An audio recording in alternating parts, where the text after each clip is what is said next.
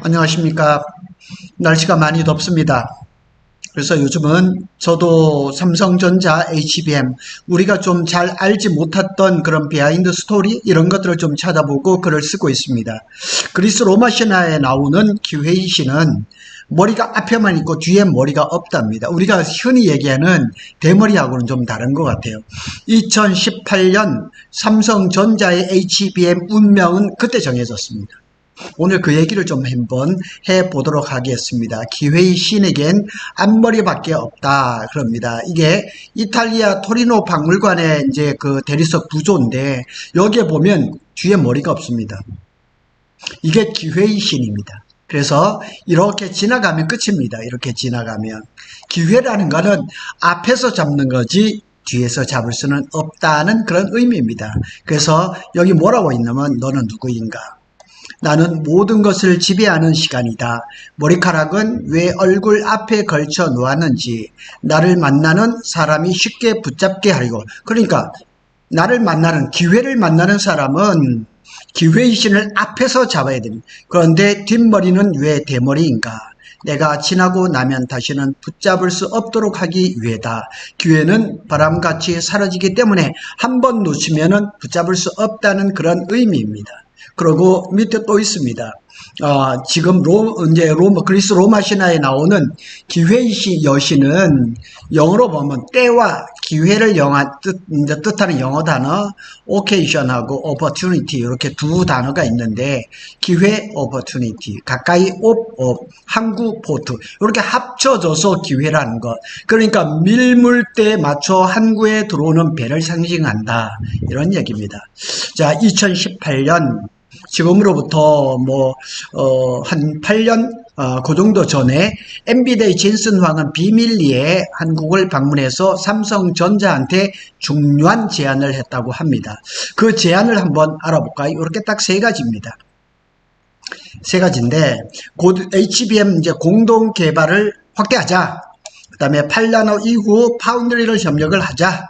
그리고 쿠다 엔비디아가 돈을 정말 수억을 들여서 개발한 이 그래픽 카드죠. 쿠다 생태계를 공동 육성을 하자고 제안을 했지만 모두 다 거절했습니다.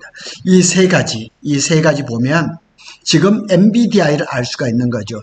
자, 그러면 10년 전 삼성전자하고 엔비디아의 시가총액이 얼마인지 한번 알아볼까요? 한번 보겠습니다. 이렇게 보면 이때 당시에 밑에 표를 보면 잘 나옵니다. 밑에 표면 엔비디아가 2015년 말 기준으로 해서 시가총액이 170에서 180억 달러, 삼성전자가 자그마치 1530에서 1550억 달러. 그러니까 10년 전에 삼성전자는 엔비디아보다 약 18배나 9배 정도 큰 시장 가치를 가지고 있었어요. 근데 최근에 엔비디아는 4조 달러를 돌파를 했습니다. 그래서 이 지구상에 있는 기업 중에서 5조 달러를 달성할 수 있는 유일한 기업, 그것이 엔비디아라는 거죠.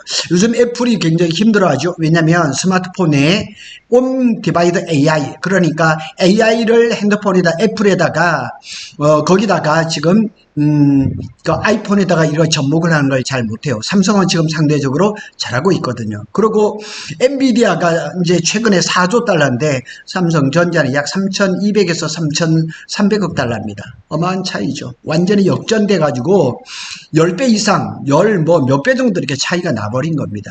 기업이라는 게 이렇게 순간의 판단, 순간의 기회가 왔을 때 잡지 못했을 때는 이렇게 달라지는 겁니다.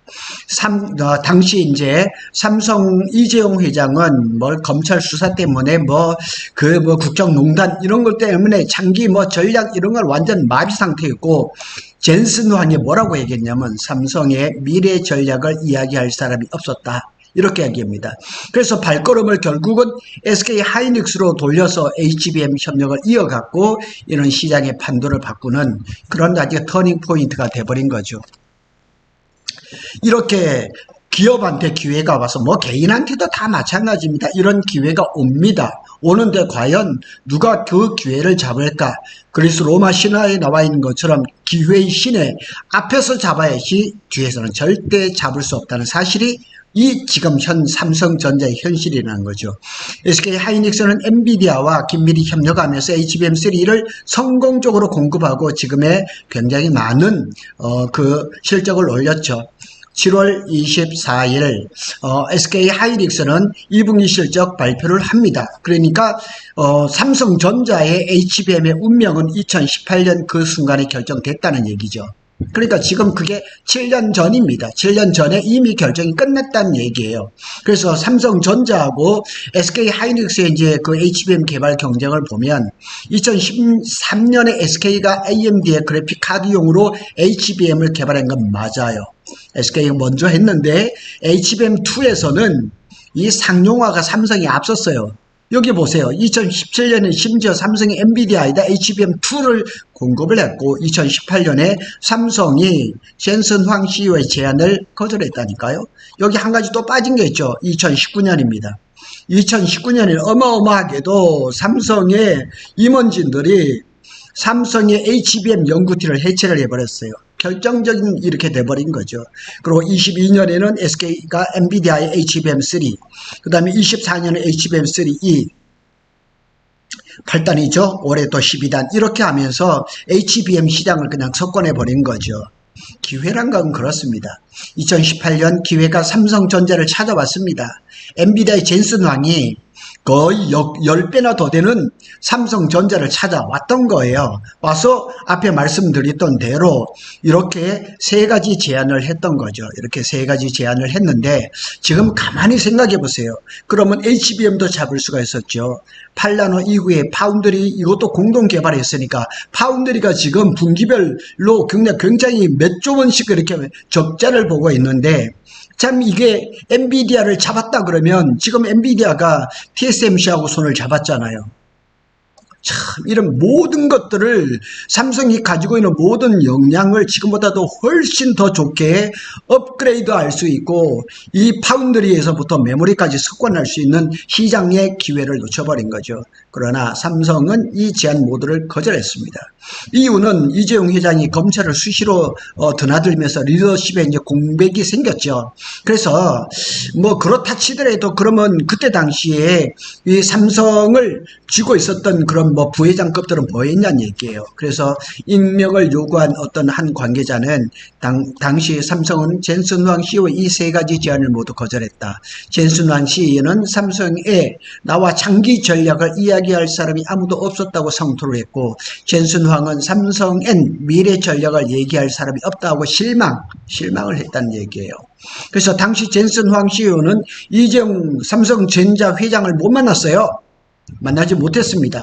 2017년부터 본격화된 이재용 회장의 그 국정농단 최순실 사건이죠. 그때부터 재판으로 삼성 전체가 잔뜩 움츠러져 있는 상태였기 때문에 그럴 수도 있겠지만은 그때 당시에 최고 경영자라고 아니면 부회장이라도 이런 쪽에서는 이걸 전략적으로 판단을 잘 했어야죠. 이걸 모든 거를 이재용 회장의 책임이라고 할 수가 없는 거죠. 그룹 총수는 그냥 국정농단 때문에 재판을 받으러 다닌다 그러면 그 밑에 부회장급에서 누군가는 젠슨 황을 잡았어야 되지 않겠냐는 얘기죠. 그래서 그 이후에 젠슨 황은 SK 하이닉스로 발걸음을 돌려버렸죠.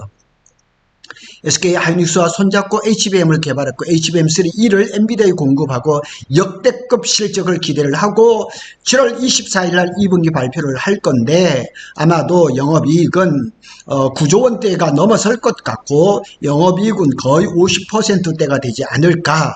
그래서 만일 이게 지나간 얘기지만 그때 당시에 삼성과 손잡았더라면 TSMC의 독점 체계는 달라졌을 거예요.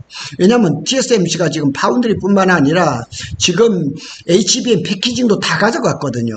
만일 이렇게 2018년에 HBM도 하고 패키징도 하고 파운드리까지 했다면 지금의 삼성전자가 엄하게 달라졌죠. 그리고 최근에 뉴스를 보니까 TSMC도 시가총액이 1조 달러를 넘어섰더라고요. 그래서 2018년이 아까운 거예요. 2018년이 삼성의 결정 이후 향후 HBM 시장의 판도가 그냥 완전히 뒤집혀 버렸고 리더십 공백. 이제는 이재용 회장이 대법원에서 무죄가를 받았으니까 이제는 사법적인 리스크가 없지만은 이때 당시에 결정이 너무나 뼈아픈 거예요.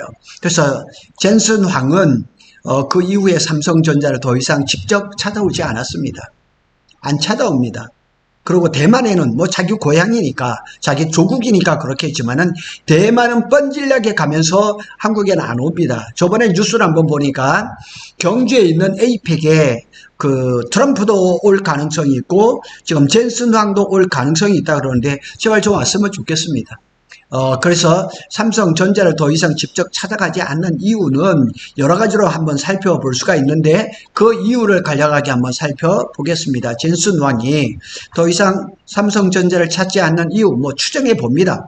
2018년 제안을 전면 거절했던 경험이 HBM, 파운드리, 쿠다 여기다 패키징까지 협력 제안을 모두 거절당했으니 그냥 협력 의지가 없다고 판단하는 그런 결정적인 사건이었다고 생각할 수 있겠죠. 그리고 리더십에 이제 공백에 대한 실망도 있을 수가 있겠죠. 이재용 회장을 못 만나고 장기 전략을 논의할 창구, 상대, 뭐 카운터 파트너가 없으니까 누구라고 얘기를 하겠습니까? 중장기 의사결정 시스템이 마비된 상황. 그러니까 삼성의 미래에 대해서 젠슨 황이 얘기할 상대가 없었던 거죠. 삼성이 이제 이런 것이 상당히 큰 문제입니다.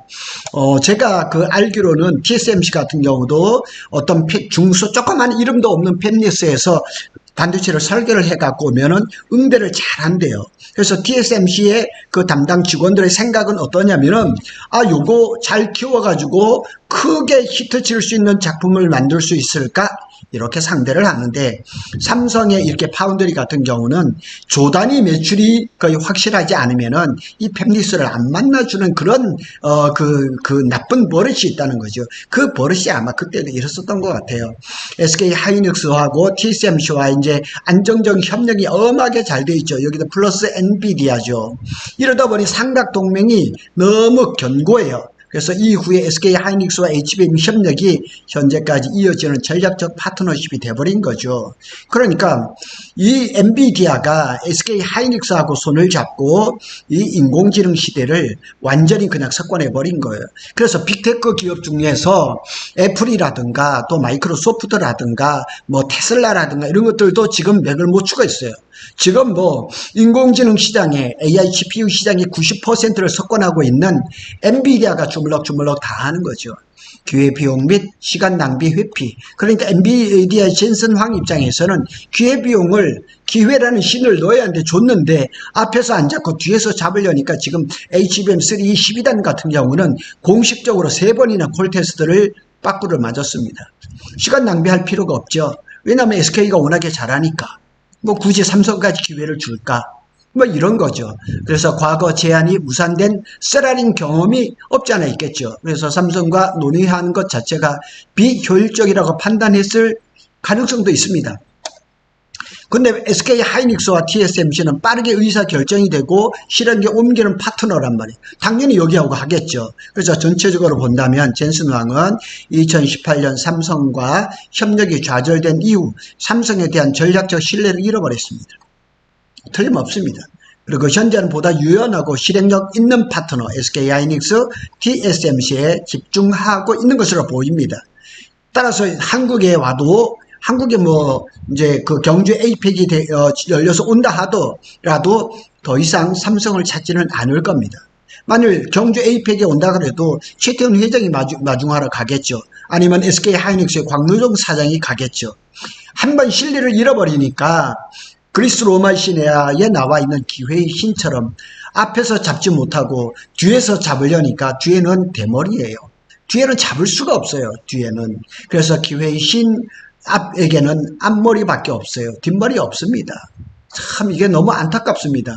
다행스러운 거는 SK 하이닉스가 우리 기업이라는 거, 뭐 그거는 좋은 거지만은 삼성을 바라보고 있는 수많은 사람들에게는 너무나 아쉬운 것이에요.